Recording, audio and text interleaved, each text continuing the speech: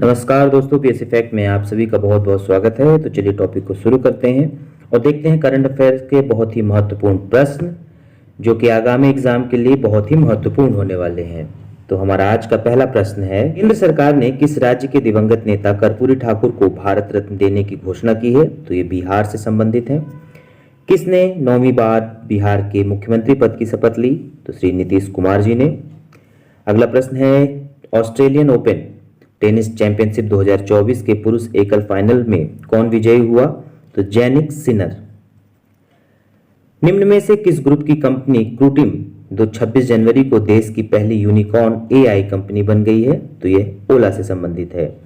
निम्न में से किस देश में भारत में जन्मे प्रतिष्ठित वकील अजीत मिश्रा को freedom of city of London पुरस्कार से सम्मानित किया गया है? तो ये ब्रिटेन से संबंधित है। वित्त मंत्री निर्मला सीतारमण 1 फरवरी को लगातार कौन सी बार बजट पेश करने वाली दूसरी वित्त मंत्री बन चुकी हैं? तो ये 6वीं बार। किस नेशनल पार्क में दुर्लभ गोल्डन टाइगर देखा गया? तो कांजीरंगा नेशनल पार्क में। बीएसएफ के किस जवान को मरणोपरांत राष्ट्रपति पदक मिला है? तो शिशुपाल सिंह जी को और सांवला राम विष्णु जी को। गणतंत्र दिवस परेड का नेतृत्व भावनीश कुमार जी ने किया। थाई पूसम त्योहार कहाँ मनाया गया? तो यह थाई पूसम तमिलनाडु में मनाया गया। निम्न में से किस देश ने बच्चों के लिए विश्व का पहला मलेरिया वैक्सीन कार्यक्रम शुरू किया? तो यह देश कैमरून है। किस मंत्रालय ने हायर एजुकेशन पर ऑल इंडिया सर्वे रिपोर्ट 2021-22 जारी किया है? शिक्षा मंत्रालय ने। में से किसने हाल ही में जोमेटो को पेमेंट एग्रीगेटर के रूप में काम करने के लिए मंजूरी दे दी है? तो रिजर्व बैंक ऑफ इंडिया ने। किसने वाराणसी में ज्ञानवापी मस्जिद परिसर पर सर्वेक्षण रिपोर्ट जारी की? तो भारतीय पुरातत्व सर्वेक्षण ने। पीपल्स डेमोक्रेटिक पार्टी ने हाल ही में किस देश का चुनाव जीता? तो पीपल्स डेमोक्रेटिक पार्टी ने भूटान में चुनाव जीता है। भारतीय टेनिस खिलाड़ी रोहन बोपन्ना ने हाल ही में अपने करियर का कौन सा डबल्स ग्रैंड स्लैम खिताब जीता? और वो ग्रैंड स्लैम जीतने वाले सबसे उम्रदराज पुरुष खिलाड़ी बन गए हैं। तो ये उनका पहला रहा। निम्न में से कौन बिग बॉस 17 सीजन का विजेता रहा? तो Munawar Faruqui. Filmfare award ceremony कौन सा एडिशन था जिसमें Vikrant Massey starrer 12th fail और रणबीर कपूर की एनिमल दोनों फिल्मों ने 5-5 अवार्ड्स अपने नाम किए? तो ये फिल्म फेयर अवार्ड 69वां है। इसके विषय में हम डिटेल से भी देखने वाले हैं। भारत और किस देश के बीच मिलकर आधुनिक सैन्य उपकरणों के विकास और उत्पादन के लिए हुए अहम समझौते? तो ये भारत और फ्रांस के मध्य समझौते हुए हैं। झारखंड के मुख्यमंत्री पद से हेमंत सोरेन के इस्तीफे के पीछे का क्या कारण रहा? उन्हें भ्रष्टाचार के एक मामले में प्रवर्तन निदेशालय ईडी ने गिरफ्तार किया। झारखंड के नए मुख्यमंत्री कौन होंगे? चंपई सोरेन। चुनाव से पहले बजट सत्र के दौरान प्रस्तुत बजट के लिए अंतरिम बजट शब्द का प्रयोग किया गया।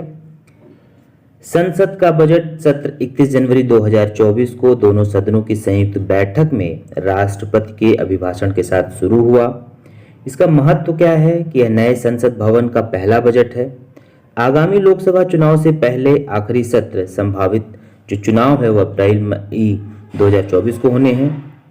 संयुक्त बैठक में राष्ट्रपति द्रौपदी मुर्मू का पहला संबोधन रहा।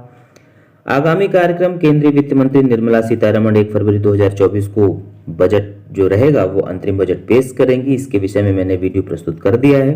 इस राज्य ने 2024 खेलो इंडिया यूथ गेम्स की मेजबानी की? तो तमिलनाडु ने। खेलो इंडिया यूथ गेम्स 2024 19 जनवरी से 31 जनवरी 2024 तक रहा। स्थान क्या रहा दोस्तों? तमिलनाडु में चेन्नई, मदुरई, त्रिची, कोयम्बटूर। सर्वाधिक पदक विजेता राज्य रहा महाराष्ट्र, 57 स्वर्ण पदक। भारत सरकार की खेलो इंडिया पहल के तहत प्रमुख कार्यक्रम का यह 6वां संस्करण रहा। पूरे भारत से 5600 से अधिक एथलीटों ने भाग लिया। विशेष रूप से प्रदर्शित 46 खेल विधाएं रहीं।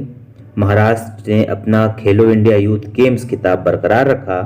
जबकि मेजबान राज्य तमिलनाडु ने अपना अब तक का सर्वश्रेष्ठ प्रदर्शन हासिल किया। केंद्र सरकार ने कौन सेवें वित्त आयोग के सदस्यों की नियुक्ति की है? तो 16वें वित्त आयोग। विष्णु सरवन ने सेलिंग में भारत के लिए पेरिस ओलंपिक का कौन सा कोटा हासिल किया है? तो पहला। पाकिस्तान के पूर्व प्रधानमंत्री इमरान खान को भ्रष्टाचार के मामले में कितने वर्ष की सजा सुनाई गई? तो 14 वर्षों के लिए। सभापति ने राज्यसभा के कितने सदस्यों का निलंबन रद्द कर दिया है? तो 11 सदस्यों का। आज विश्व आर्द्रभूमि दिवस है। विश्व आर्द्रभूमि दिवस प्रतिवर्ष 2 फरवरी को मनाया जाता है। 2 फरवरी 1971 को ईरान के शहर रामसर में आर्द्रभूमि पर कन्वेंशन को अपनाया गया था। विश्व आर्द्रभूमि दिवस पहली बार 2 फरवरी 1997 को रामसर सम्मेलन के 16 वर्ष पूर्व होने पर मनाया गया। विश्व आर्द्रभूमि दिवस 2024 की theme wetlands and human wellbeing है। वेटलैंड क्या होते हैं दोस्तों? तो नमी या दलदली भूमि वाले क्षेत्र को आर्द्रभूमि या वेटलैंड कहा जाता है। दरअसल वेटलैंड्स वैसे क्षेत्र हैं जहां भरपूर नमी पाई जाती है। इनके लाभ क्या हैं? आर्द्रभूमि जल को प्रदूषण से मुक्त बनाती है। आर्द्रभूमि वह क्षेत्र है जो वर्ष भर आंशिक रूप से या पूर्णतः जल से भरा रहता है। भारत में आर्द्रभूमि ठंडे और शुष्क इलाकों से लेकर मध्य भारत के कटिबंधीय मानसून इलाकों और दक्षिण के नमी वाले इलाकों तक फैली हुई है। सुल्तान इब्राहिम ने हाल ही में किस देश के नए राजा के रूप में शपथ ली है? तो ये मलेशिया से है। मलेशिया के ये 17वें राजा के रूप में सुल्तान इब्राहिम इस्कंदर ने शपथ ली। मलेशिया में जोहोर राज्य के इब्राहिम इस्कंदर देश के नए सुल्तान बन गए हैं। इब्राहिम इस्कंदर ने 31 जनवरी 2024 को देश के 17वें सुल्तान के रूप में शपथ ली। सुल्तान इब्राहिम ने पहांग राज्य के सुल्तान अब्दुल्ला सुल्तान अहमद शाह से बागडोर प्राप्त की है। इब्राहिम इस्कंदर अगले 5 वर्षों तक देश के सुल्तान के पद पर बने रहेंगे। ब्रिटेन से स्वतंत्रता प्राप्ति के बाद वर्ष 1957 से ही मलेशिया में प्रति 5 वर्षों में सुल्तान का चयन होता है। मलेशिया की राजधानी कुआलालंपुर, मुद्रा रिंगिट, प्रधानमंत्री अनवर इब्राहिम और सुल्तान इब्राहिम इस्कंदर हो गए हैं। खेलो इंडिया विंटर गेम्स 2024 का शुभंकर और लोगो स्नो लेपर्ड सिन एसी लॉन्च किया गया। खेलो इंडिया विंटर गेम्स 2024 का आयोजन 2 भागों में किया जाएगा। शीतकालीन खेलों का पहला भाग 2 से 6 फरवरी तक केंद्र शासित प्रदेश लद्दाख में आयोजित किया जाएगा। लद्दाख पहली बार इस आयोजन की मेजबानी करेगा। दूसरा भाग 21 से 25 फरवरी तक गुलमर्ग, जम्मू और कश्मीर में आयोजित होने वाला है। खेलो इंडिया विंटर गेम्स 2024 लगातार यह इसका 4था संस्करण है। लद्दाख में आइस हॉकी, स्पीड स्केटिंग और जम्मू कश्मीर में स्की, पर्वतारोहण, alpine skiing, snowboarding, Nordic ski और गोंडोला जैसे खेल आयोजित किए जाएंगे। खेलों के लोगों में भारतीय तिरंगे को प्रमुखता से दर्शाया गया है, जो सुरम्य भूमि की विशिष्टता और कार्ड पर मौजूद कई खेल आयोजनों को दर्शाता है। केंद्रीय युवा मामले और खेल और सूचना एवं प्रसारण मंत्री अनुराग सिंह ठाकुर 2 फरवरी को लेह के एनडीएस स्टेडियम में खेलों के उद्घाटन समारोह का उद्घाटन करेंगे। शुभंकर हिम तेंदुए को रखने का विचार जम्मू कश्मीर खेल परिषद और लद्दाख के खेल विभाग द्वारा लिया गया है।